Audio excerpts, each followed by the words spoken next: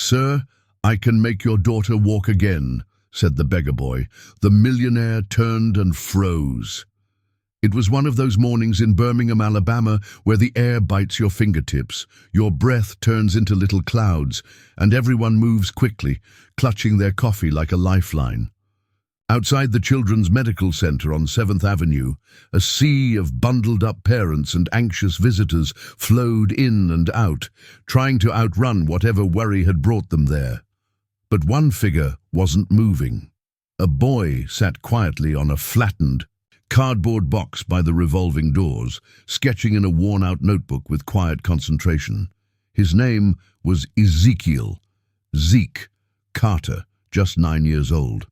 His coat hung loose, sleeves rolled up, and his boots, patched with duct tape, told a story of their own. A red beanie sat low on his forehead, barely covering his ears from the sharp chill. He didn't beg. He didn't ask for spare change. He just sat, watching the world rush by. Hospital staff had tried shooing him away when he first appeared, but after a while, they gave up. Zeke wasn't causing trouble. He smiled politely if someone spoke to him, kept to himself and always watched. Some thought he must be waiting for a parent inside. Others figured maybe he had a sick sibling or was just waiting for a ride. But no one really asked too many questions. Across the street, idling at a fire hydrant, sat a sleek, dark silver Range Rover, engine humming.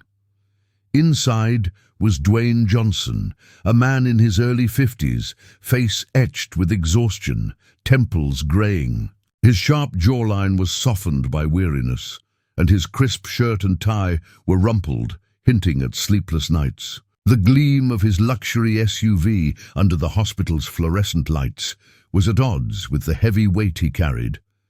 In the back seat, a booster chair cradled his 6-year-old daughter, Isla.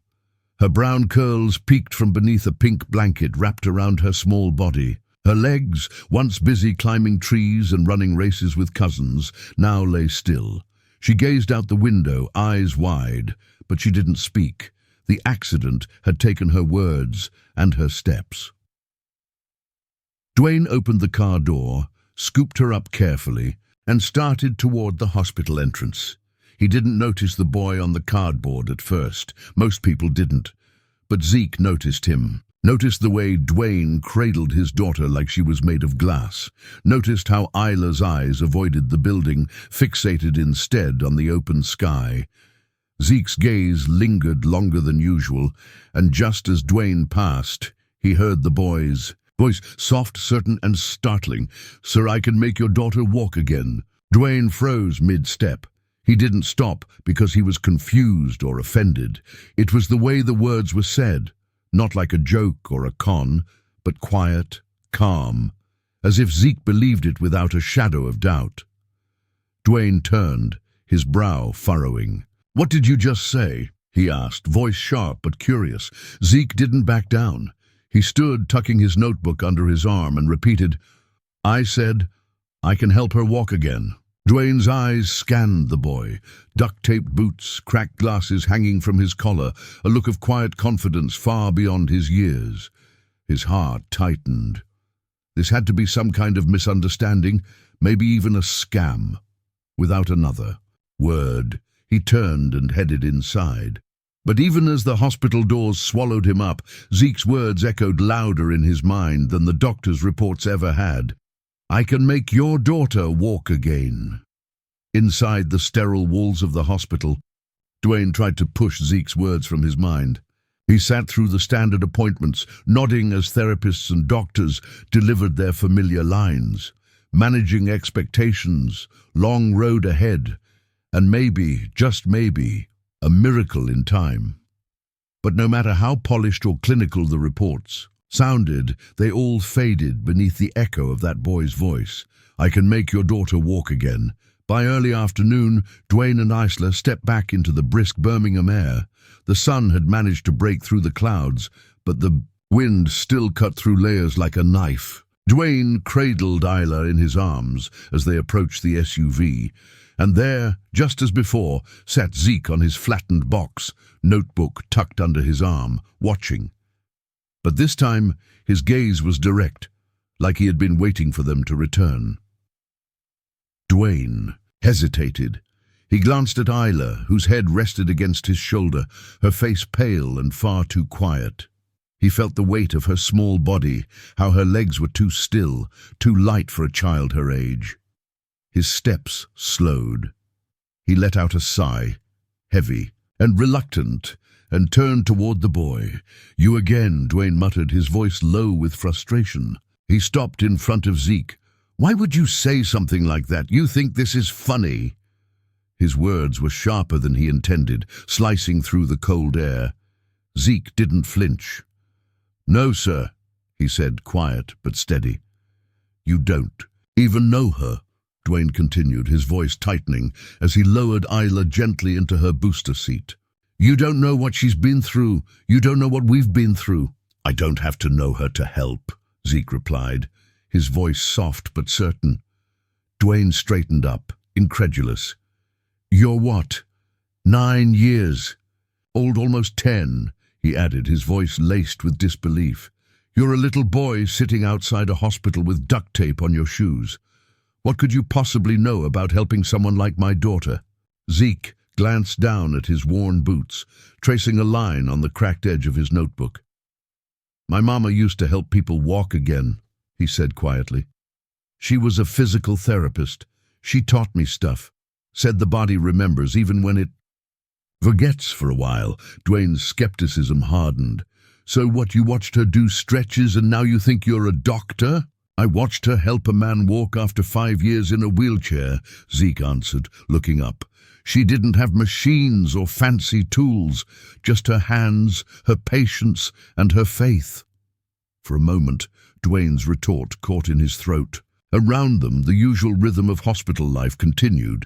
Nurses wheeling carts, janitors mopping floors.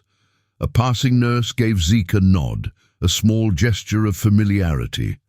"I'm not giving you money," Dwayne said abruptly. "I didn't ask." "For money," Zeke replied. "Then what do you want?" Dwayne demanded. Zeke drew in a deep breath, clutching his notebook.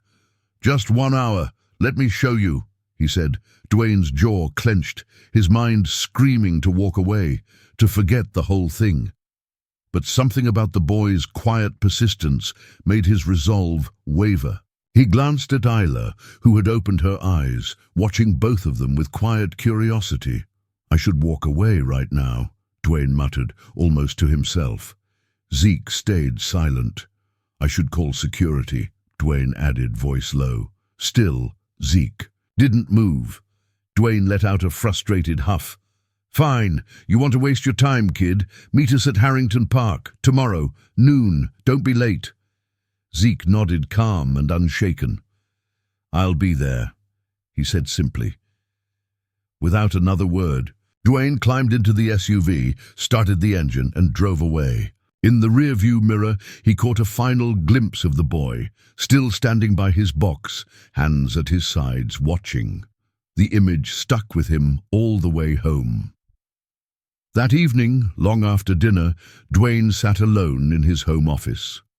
The quiet buzz of his phone and the stack of contracts in front of him couldn't hold his attention. Instead, his thoughts looped back to that boy with duct-taped boots and a quiet conviction that wouldn't let go. From the hallway, Isla's small voice called, "Daddy?" Dwayne turned. "Yeah, baby?" She hesitated, then asked softly, "Who was that boy?" He hesitated too. "Just someone we met outside the hospital." Isla's brow furrowed. "He looked like he believed it," she said. "Believed what?" Dwayne asked. "That I could walk," she whispered. Dwayne's heart clenched. He watched as she traced the edge of her wheelchair armrest with her fingers, pretending they were legs. It was the smallest movement, but it cracked something open. Inside him, for the first time in a long time, the ache in his chest wasn't just pain. It was a dangerous, flickering thing he hadn't dared to feel for months. It was hope. Harrington Park wasn't much to look at. A cracked basketball court, a couple of rusting swings, and a patchy stretch of grass that tried to pass for a soccer field. Most Sundays the place was deserted by noon, but not today. Zeke was already there, sitting quietly on the bench beneath the old oak tree. His oversized jacket hung from his small frame, and his well-worn notebook was nowhere in sight. Instead, a small gym bag sat at his feet, and a folded towel was laid out on the bench beside him. At exactly 12:07, Dwayne's SUV pulled up and parked near the entrance. He didn't say a word as he stepped out and gently lifted Isla from her seat, setting her carefully in her wheelchair. His movements were precise, protective, but his face was tight with skepticism. He pushed the chair slowly across the cracked pavement towards Zeke, who stood to greet them. "Hi again," Zeke said, his voice polite, but without a hint of hesitation. Dwayne gave a curt nod, his arms crossed tightly as if trying to keep out the cold or his own doubts. Isla waved shyly from her chair, and Zeke's smile softened. "Hi, Isa." Her cheeks flushed. "Hi," she whispered, her curls bouncing slightly. Dwayne raised an eyebrow. "How do you know her name?" "You said it yesterday," Zeke replied. "I remember stuff." Dwayne grunted but gestured toward the towel. "So what now? Magic carpet ride?" Zeke didn't react to the sarcasm. "No, sir, just the basics." He opened his gym bag and pulled out a pair of clean socks, a tennis ball, a small jar of cocoa butter, and a plastic container wrapped in a soft cloth. Dwayne frowned. "What's all that?" "Stuff my mom used," Zeke said simply. "The rice is for heat, helps loosen tight muscles, the balls for pressure points." Dwayne crossed his arms tighter, his jaw set. "You really think this is going to work?" Zeke turned to Isla, his gaze gentle. "If it's okay, can I work with your legs for a little while? Nothing will hurt. And if anything feels weird, just say stop, okay?" Isla looked up at her father. He sighed deeply. "You can try, but be careful." Zeke nodded and knelt beside her chair. He gently unwrapped the blanket from her legs and placed the warm rice pack over her thighs. She flinched slightly. "Too hot?" he asked. She shook her head. "No, it feels good." Zeke waited a few moments, then began gently moving her legs. Not forcing, not stretching too far, just slow, deliberate motions side to side, up and down. Dwayne's watchful eyes never left them, ready to intervene at the slightest sign of discomfort. "You done this before?" he asked, suspicion still thick in his voice. "My mom used to take me to shelters after school," Zeke said quietly, his hands steady. "She worked with veterans, folks who couldn't afford therapy. Said everybody deserves to feel human again. I used to carry her bag." Dwayne's eyebrow twitched. "And she taught you all this?" Zeke nodded. "Said the body doesn't always need fancy machines, sometimes it just needs attention." He tapped Isla's knee lightly. "You feel that?" "No," she whispered, almost afraid to answer. "That's okay," Zeke said, unbothered. "I'll keep asking." He kept talking to her while he worked, asking simple questions. Her favorite color, her favorite food, her favorite TV shows. At first, her answers were short, cautious, but soon she started asking him questions, her voice gaining confidence. "Do you live around here?" "Kind of," Zeke replied. "Do you go to school?" "I used to," he admitted. "Why not anymore?" She hesitated. "My mom got sick, then she passed. I've been figuring things out since." Isla's expression softened. "I'm sorry." Zeke gave her a faint smile. "Thanks."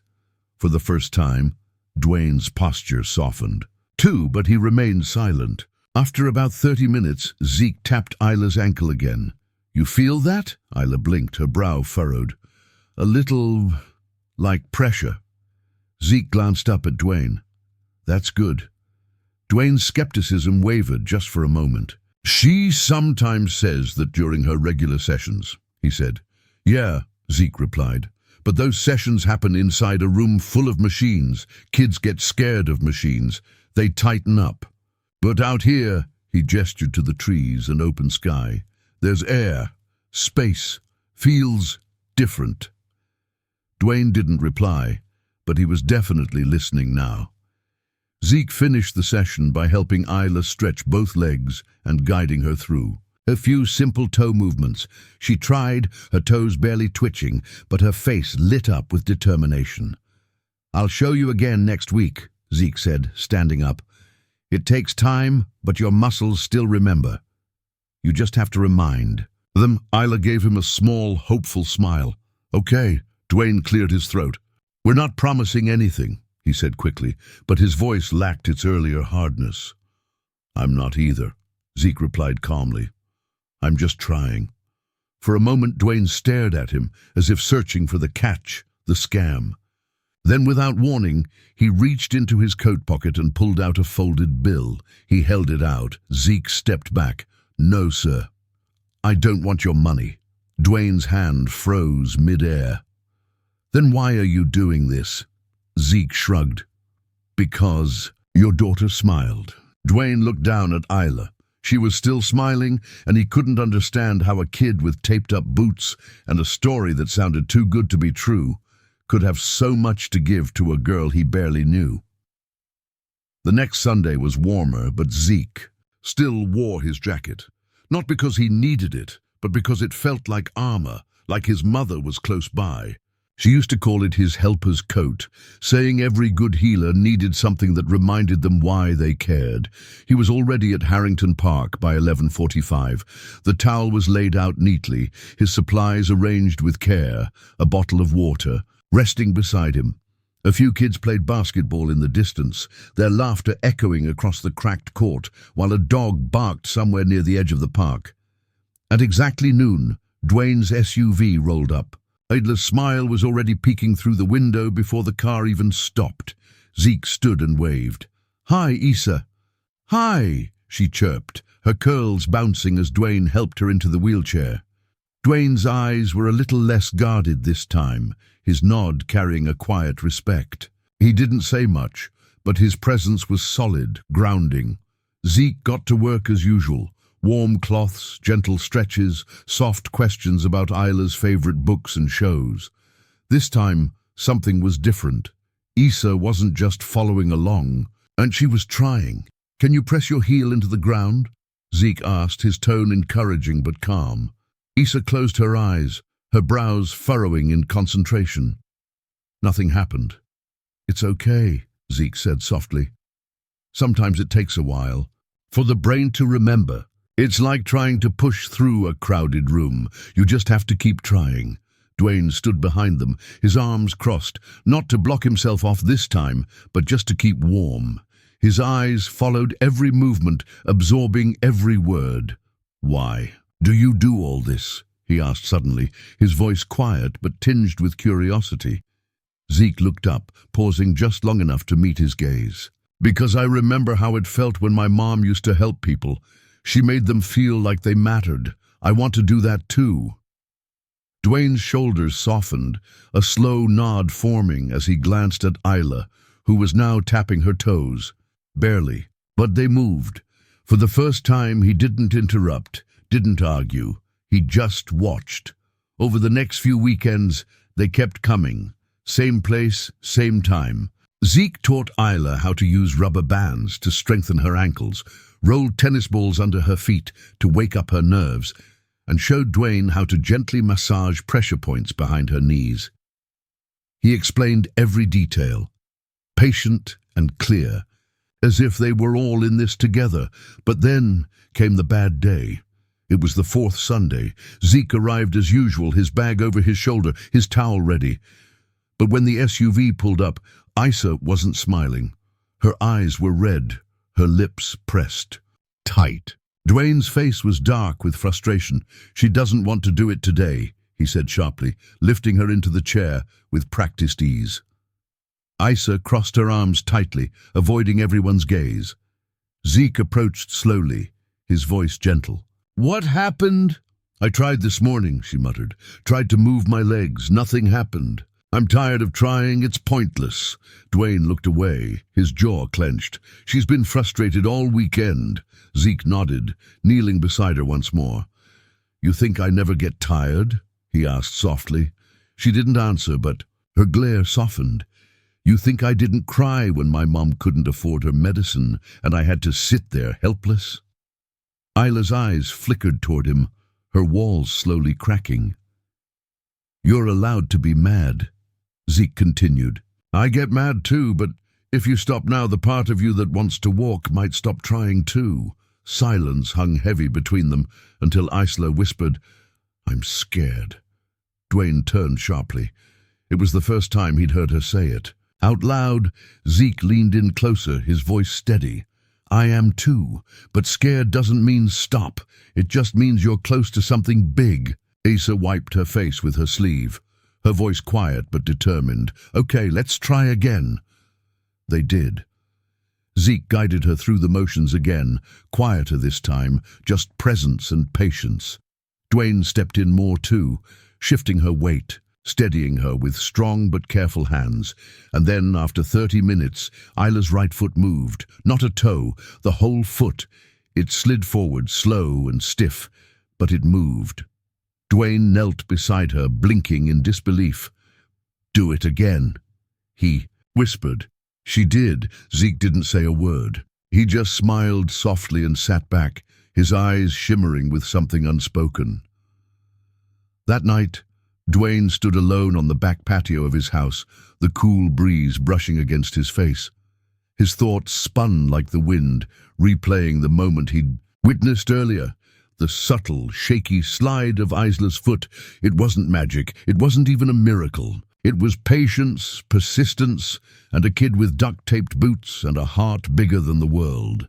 Inside, laughter floated through the house. Issa was on the phone with her aunt, retelling the story of her foot moving, her words filled with excitement and pride. Dwayne's chest tightened, a strange mix of hope and disbelief. For the first time in months, the house didn't feel like a hospital room. It felt like a home again.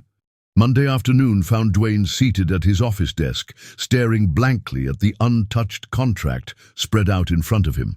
His phone buzzed repeatedly with emails and updates, but none of them felt urgent. His mind kept circling back to that moment in the park, the shift, the motion, the spark, and the boy who had made it happen. He opened his laptop and typed in Ezekiel Carter, Birmingham. A few scattered results popped up. Old newsletters, a community clinic mention, some school databases. There were brief mentions of a Monique, Carter, Zeke's mother, but no recent information, no addresses, no social media. It was like the boy had vanished from the grid. Dwayne leaned back in his chair, his brow furrowed. He realized then that Zeke was more than just a helper or a kid with a gift. He was a mystery wrapped in resilience, and that mystery was changing his life. By Saturday, Harrington Park felt different. Dwayne pulled up in the SUV with Isa, her smile brighter than ever. This time, he wasn't just there to observe. He brought an extra mat, a fold-out chair, and a sandwich, which he casually placed beside Zeke's gym bag. "Here," he said simply. Zeke gave a small nod of thanks, tucking it away for later. "Ready, Isa?" Zeke asked. "Let's do it," she beamed. They slipped into their familiar routine, heat packs, gentle stretches, toe flexes. But today, Dwayne joined fully. He sat cross-legged on the grass, mimicking the movements Zeke demonstrated. "You're bending the wrong way?" Zeke grinned as Dwayne struggled to keep up. "I haven't stretched since college," Dwayne muttered, a rare smile tugging at the corner of his mouth. Issa giggled at their banter. About 20 minutes in, Zeke leaned forward. "All right, Issa, let's try something different." He pulled a simple cloth belt from his bag, placing it under her knees. "She's going to lift her knees a bit. We help balance her. She controls the movement." Dwayne hesitated. "You sure?" Zeke nodded confidently. "She's ready." Issa's brow furrowed as she concentrated, her cheeks flushed with effort. Slowly, her knees lifted slightly, just an inch, but it was enough. Dwayne's eyes widened. "You did that?" Issa's grin was wide. "I did it." Dwayne swallowed hard, his voice thick. "You really did it." Zeke, still focused, murmured, "The body remembers. You just have to be patient enough to let it talk." As they packed up, Dwayne crouched next to Zeke, his voice low but filled with intent. "Where do you go after this?" Zeke shrugged. Around. You got a place to sleep? Zeke hesitated. Sometimes. Dwayne exhaled deeply, rubbing the back of his neck. Ever think about coming to stay with us for a while? Zeke's eyes widened. You serious? I've got a guest room. You wouldn't be in the way. Zeke glanced down at his hands. You sure your neighbors wouldn't mind a kid like me? Dwayne let out a quiet laugh. Man, after what you've done for my daughter, they'd better not say a word. Zeke didn't answer immediately, but Dwayne could see the wheels turning. The boy wasn't just considering the offer. He was weighing a lifetime of uncertainties against the rare warmth of being wanted.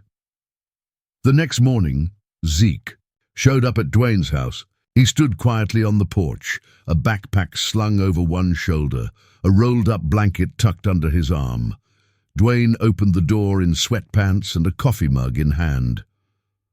Right on time, he said with a smile. Zeke! Issa called from the hallway, her curls bouncing as she ran toward him. Hey, superstar, Zeke grinned. Dwayne stepped aside, his voice warm. Welcome home. The days that followed were filled with quiet but meaningful moments. Zeke settled into Dwayne's home without much fuss. He was given his own room, complete with a soft bed, clean sheets, and a small desk where he could sketch in his worn notebook. He didn't say much, but he never missed a morning stretch with Issa. She was moving both feet now, not walking yet, but the wheels were turning. Her brain was finally reaching out to her legs, reconnecting pathways that had been silent for months. One night, after dinner, as Dwayne was standing by the kitchen sink drying dishes, he glanced over his shoulder at Zeke, who was sketching quietly at the table. Zeke, he called softly. Zeke looked up. Yeah? Dwayne hesitated, then asked, You ever think about going back to school? Zeke shrugged lightly. Sometimes. Dwayne nodded. You're smart. You could go far. Zeke tilted his head, eyes thoughtful. I just want to help people walk again, like my mama did. Dwayne turned to face him, leaning on the counter. Then let's figure out how to get you there. Zeke gave a small smile, almost shy. Okay. They didn't say much more that night. They didn't need to. The silence was comfortable, the kind that spoke of understanding without needing to fill the space with words. For the first time in a long while, the house wasn't filled with tension and silence. It was filled with little sounds that meant life. Footsteps, laughter, the soft scratch of pencil on paper. Healing. Word of Zeke's quiet determination and Issa's progress began to ripple through the community. It started with a nurse from the Children's Medical Center who happened to walk her dog through Harrington Park one Sunday morning. She noticed Issa sitting straighter, her knees moving, her eyes brighter. She recognized the quiet boy helping her, Zeke, the one who used to sit outside the hospital doors every weekend. She didn't interrupt, just stood there for a while watching them. Later, she told her sister who worked in patient services. A few days later, a physical therapist mentioned it to Dwayne. Hey, I heard Issa's improving. That true? Dwayne nodded. Yeah, thanks to someone we weren't expecting. The next Sunday, 2 other families showed up at Harrington Park. One had a boy with a walker. The other, a girl recovering from a stroke. Both parents had heard about the kid who helped the Reeves girl move her legs again. They were nervous but hopeful, standing a little apart, waiting. Zeke looked at Dwayne for guidance. You don't have to, Dwayne said quietly, giving him a way out. Zeke adjusted the strap of his bag. I want to. He gave up his usual session with Issa that day, working instead with the new kids. He showed their parents how to do the same towel stretches, how to warm the rice packs just right, how to gently encourage without pushing too hard. He didn't just show them techniques, he gave them hope. He knelt in front of the kids, spoke to them like equals. You're not broken, he told one boy gently. You're just learning a different way to be strong. Issa watched. Everything from her wheelchair, her hands folded in her lap. She didn't complain once. Later that afternoon, on the drive home, she turned to Dwayne. "I like watching him help people." Dwayne glanced at her in the rearview mirror. "Yeah?" She nodded. "Yeah, it makes me feel like I'm part of something good." A quiet smile tugged at Dwayne's lips. The following weekend, 5 families showed up. The week after that, 11. A local pastor brought folding chairs. A nearby diner started dropping off bagels and coffee. Somebody printed flyers that read, "Free movement classes, Sundays at noon, Harrington Park." The flyers didn't mention Zeke's name, but everyone knew who it was. A local reporter finally showed up with a camera and a notepad. Dwayne gently pulled Zeke aside. "You okay with this?" he asked.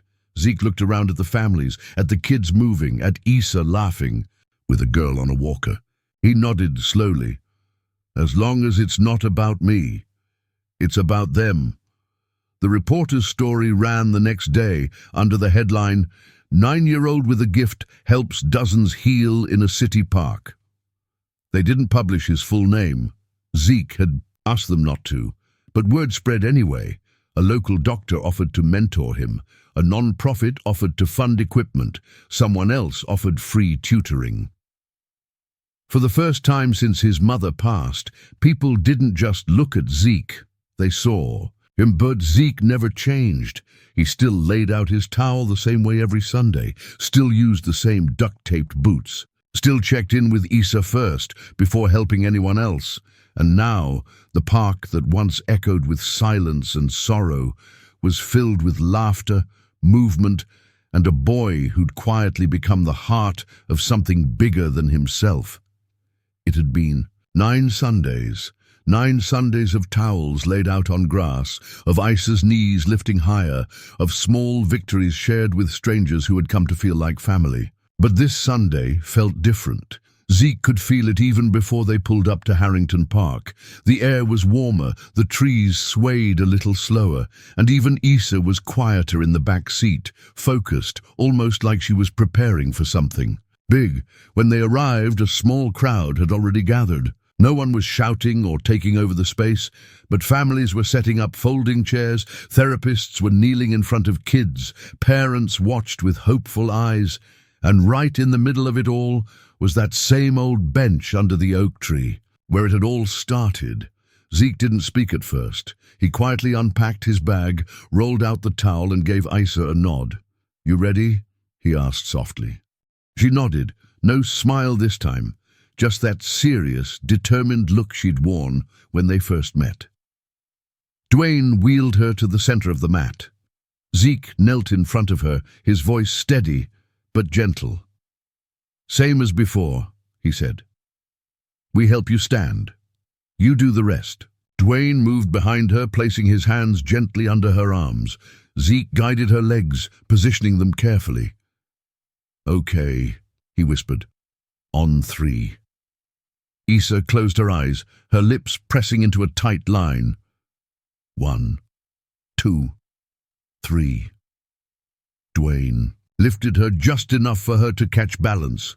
Zeke steadied her knees, holding them in place. Issa's legs trembled, her arms shook, but she was standing. The crowd fell completely silent. Some children gasped softly. One mother covered her mouth with both hands. Issa opened her eyes, blinked in disbelief, and then her lips parted into a bright smile. "I'm standing," she whispered. Zeke blinked back the sting in his eyes. "Yeah," he said softly. "You are." For a second, Dwayne froze, his hands lightly hovering at Issa's sides like he couldn't believe what he was seeing. And then slowly he let go. Issa wobbled but stayed up. She was holding her own weight. He stepped back, his hands shaking. "She's doing it," he whispered to himself, barely believing his own words. Zeke eased back a little too, giving her space. "She's been doing it," he said quietly. Issa took one tentative, shaky step forward, then another, and then, because she was 6, brave, and didn't yet know how to be afraid, she took a 3rd step before tumbling forward into her father's waiting arms. Dwayne caught her, his face a mix of disbelief and pure joy. He laughed, he cried, his hands trembling as he hugged her tight. "You did it," he whispered into her hair. "You really did it." Issa turned to Zeke, her smile wide and bright. "You said I would." Zeke gave her a small, proud grin. "I said we'd try," he reminded her gently. That afternoon, no one rushed to leave.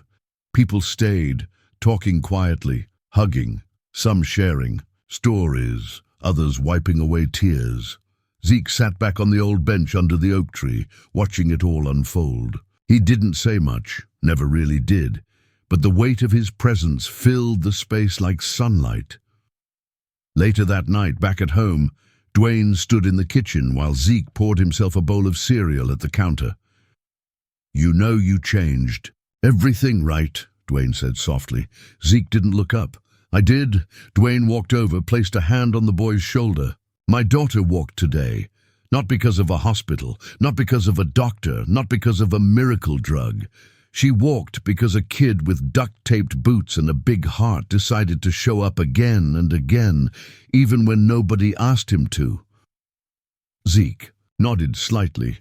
"That's what my mama would have done."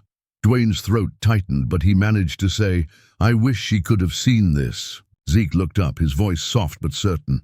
"She did," he said. "I think she sees everything." Dwayne wiped at his eyes, swallowing the lump in his throat. "Zeke," he said quietly, "you're going to change a lot of lives." Zeke met his gaze. "I already am. Some people might not have degrees on their wall, a fancy job title, or a picture-perfect past, but they carry something far more valuable: heart, resilience, and a reason to keep showing up. Sometimes the people who have been broken are the very ones holding the tools to help others heal." It started with a nurse from the Children's Medical Center. She was walking her dog through Harrington Park on a quiet Sunday morning when she spotted a familiar face, Issa. She hadn't seen her outside her wheelchair in months, let alone smiling, lifting her knees, moving her toes, and standing beside her was that same quiet kid who used to sit by the hospital's revolving doors every weekend. She didn't interrupt. She just stood there for a while, watching from a distance. Then she went home and told her sister, who happened to work in patient services. A few days later, a physical therapist at the hospital asked Dwayne, "Hey, I heard Issa's improving. Is that true?" Dwayne nodded quietly. "Yeah, thanks to someone we weren't expecting." Word spread quickly. The next time they showed up to Harrington Park, 2 other families were already waiting near the bench by the oak tree. One family had a boy with a walker. The other had a girl recovering from a stroke. Both sets of parents had heard about the kid who helped Issa move her legs again. Zeke glanced at Dwayne, and Dwayne gave him a small nod. "You don't have to," he said softly. But Zeke just adjusted the strap on his bag and replied, "I want to." That day, he gave up his usual time with Issa to work with the 2 new kids. He demonstrated the same towel stretches, showed their parents how to use warm rice packs just right, and explained how to encourage movement without pushing too hard. But most importantly, he talked to the kids, not at them, but with them. "You're not broken," he told one. "You're just learning a different way to be strong." Issa sat watching from her wheelchair, her hands folded neatly in her lap. She didn't complain about the attention going elsewhere. Instead, she sat quietly, smiling, absorbing every word. On the ride home, she finally spoke. "I like watching him help people," she said softly. Dwayne glanced at her through the rearview mirror. "Yeah?" "Yeah," she said, her voice light. "It makes me feel like I'm part of something good." He smiled, a warm, quiet acknowledgement of the truth in her words. By the next weekend, 5 families had shown up. The week after that, there were 11. A local pastor brought folding chairs. A nearby diner started dropping off bagels and coffee. Someone printed simple flyers reading, "Free movement classes, Sundays at noon, Harrington Park." They didn't mention Zeke's name, but everyone knew who it was for. A local reporter caught wind of the story and showed up with a camera and notepad. Dwayne pulled Zeke aside. "You okay with this?" he asked. Zeke glanced around at the families, the kids moving their limbs, Issa laughing with a girl on a walker. He nodded. "As long as it's not about me, it's about them." The reporter wrote her piece, and it ran on the second page of the Birmingham Sunday Post under the headline, "9-year-old with a gift helps dozens heal in a city park." They didn't share Zeke's full name. He asked them not to. But word spread fast. A local doctor offered to mentor him. A non-profit wanted to fund equipment. Someone else even offered free tutoring. For the first time since his mother passed, people weren't just looking at Zeke. They saw him. But he didn't let it change him. He still laid the towel out the same way every Sunday, still used the same duct-taped boots, still checked in with Issa first before helping anyone else. But now, the park that once echoed with silence had become a place filled with hope and movement. A boy with no home had become the heart of something bigger than himself. It had been 9 Sundays, 9 Sundays of towels laid on grass, of Issa's knees lifting higher, of strangers becoming family. But this Sunday felt different. Zeke felt it the moment he arrived. The air was warmer, the trees swayed gently. Even Issa was unusually quiet, her gaze focused like she was preparing for something big. When they arrived, a small crowd had already formed. Families with hopeful eyes, kids stretching, therapists ready to help, and that same old bench by the oak tree at the heart of it all. Zeke didn't say much. He just unpacked his bag, rolled out the towel, and gave Issa a look. "You ready?" She nodded, her eyes steady and determined. Dwayne wheeled her to the center of the mat. Zeke knelt in front of her. "Same as before," he said softly. "We help you stand, you do the rest." Dwayne moved behind her, placing his hands gently under her arms. Zeke guided her legs into position. "Okay," Zeke whispered. "On 3. Issa closed her eyes. 1, 2, 3. Dwayne lifted, Zeke steadied her knees, and she stood. Her legs trembled, her arms shook, but she was up, holding her own weight. The crowd fell silent, a collective intake of breath. Issa opened her eyes, her face breaking into a radiant smile. "I'm standing," she whispered. Zeke's voice caught. "Yeah, you are." Dwayne froze for a second, then, "Let go," she stayed up. Slowly, Issa took one step, then another, and because she was brave, she took a third step before collapsing into her father's arms. He caught her, laughing and crying all at once. "You did it," he whispered. "You really did it," Issa turned to Zeke. "You said I would," he grinned. "I said we'd try." That afternoon, no one left the park early. They stayed, talking quietly, sharing hugs and some offering prayers. Zeke sat back on the old bench, watching everything. He didn't say much. He never did. Later that night, back at Dwayne's house, while Zeke poured himself a bowl of cereal, Dwayne stood in the kitchen, watching. "You know, you changed everything," he said. Zeke didn't look up. "I did?" Dwayne stepped over, placing a hand gently on Zeke's shoulder. "My daughter walked today. Not because of a hospital, not because of a doctor, not because of a miracle drug. She walked because a kid with nothing decided to show up, again and again, even when nobody asked him to." Zeke nodded. "That's what my mom would have done." Dwayne's voice softened, his throat tight. "I wish she could have seen this." Zeke glanced up, his eyes calm and full of quiet wisdom. "She did. I think she sees everything." Dwayne wiped his eyes, pride and gratitude flooding his heart. "Zeke," he whispered, "you're going to change a lot of lives." Zeke gave him a soft smile. "I already am." And so, in a world where hope is often forgotten and the broken are often overlooked, it was a boy with taped-up boots and a heart full of quiet courage who reminded everyone that love, persistence, and a reason to keep showing up can move mountains. The sun sets over the city park, where a little girl just stood on her own 2 feet for the first time. Let me ask you this. How many times have we walked past a quiet face like Zeke's, never knowing the power they hold inside? This isn't just a story about legs that learn to move again. It's about the hearts that refuse to stop believing. It's about the courage of a child who gave his everything without asking for a thing in return.